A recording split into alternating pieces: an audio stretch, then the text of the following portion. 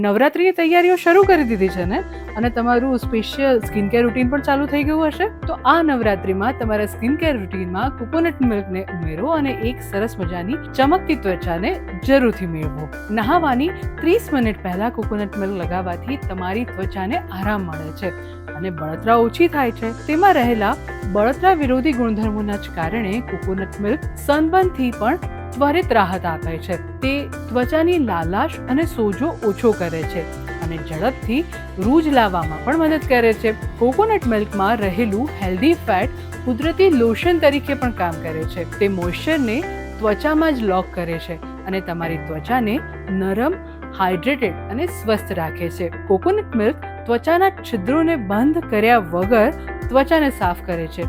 આથી તે natural makeup remover તરીકે પણ કામ કરે છે અને તે ખીલ રોકવામાં પણ મદદ કરે છે. કોકોનટ મિલ્ક ત્વચા માટે જરૂરી એવા તમામ પોષક તત્વોથી ભરપૂર હોય છે.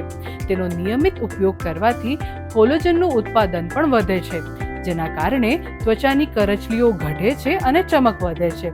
જો તમે વાળમાં પણ કોકોનટ મિલ્ક લગાવો છો તો તે વાળને કુદરતી રીતે મજબૂત બનાવે છે. તેમાં વિટામિન ઇ, લોરિક એસિડ અને પ્રોટીન ભરપૂર પ્રમાણમાં હોય છે.